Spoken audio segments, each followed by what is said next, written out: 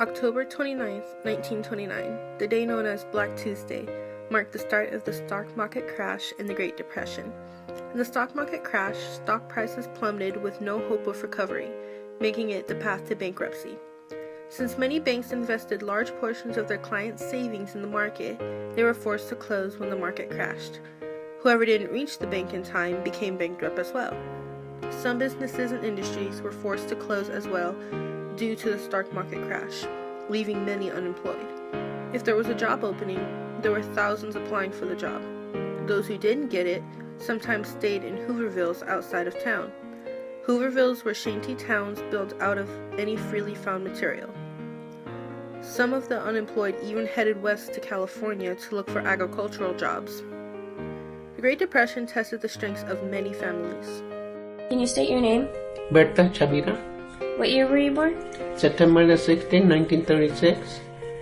During the 20s, what type of housing did your parents live in? They used to live in the train houses. During the Great Depression, did you know if it affected your family in any way with concerns of like your food or clothing? Yes. And how so?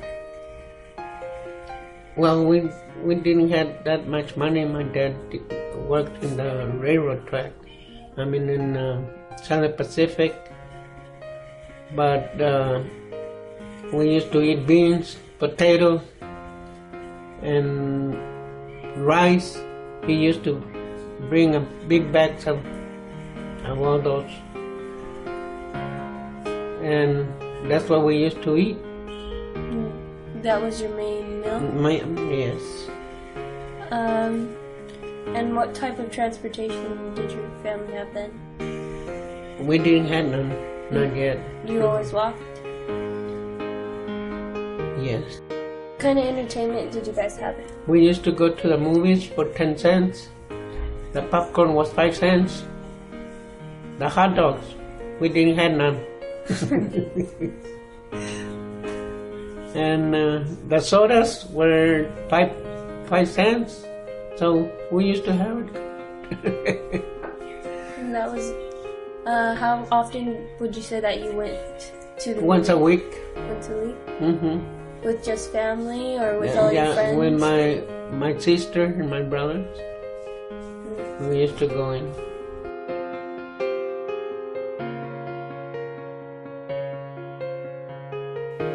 Can you please state your name? Deloise Burkhalter Turner. And who are you going to be speaking on behalf of today? Eddie Barber.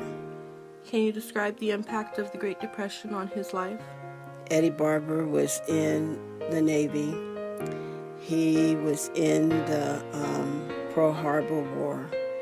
And that was during the time he was on a ship in Pearl Harbor, and the day before Pearl Harbor incident, Eddie was injured, and the ship that was at dock, they sent him on another ship that was in the water outside Pearl Harbor. So actually the ship that was in dock was one of the ships that was blown up during the time of Pearl Harbor.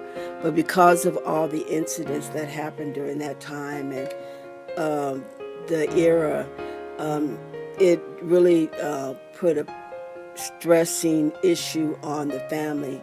Eddie was not able to cope with the war. He had a lot of battle issues, battle scars from the war. And so he was married, he had 2 daughters, and during that time, because of the nightmares he was having, he left his wife and he divorced his wife when his girls were very young. So that made his wife be a single parent, number one, living in Los Angeles, living in Watts. So they didn't have an easy life. The mother had to really work hard. After the 1932 presidential election, Roosevelt took charge. Roosevelt closed all the banks and only let them reopen once they were stabilized. He then established the New Deal. Some programs helped farmers, such as the AAA, which was the Agricultural Adjustment Administration, and others were aimed to curb unemployment by hiring people for various projects, such as the CCC, the Civilization Conservation Corps, and the WPA, the Works Progress Administration. Even though the U.S. economy was still bad by the end of the 1930s, President Roosevelt's New Deal programs eased many hardships during the Great Depression. Ultimately, the United States' entrance into World War II is what ended the Great Depression, because the American people and industry were essential to helping with the war effort, thus increasing the number of jobs available.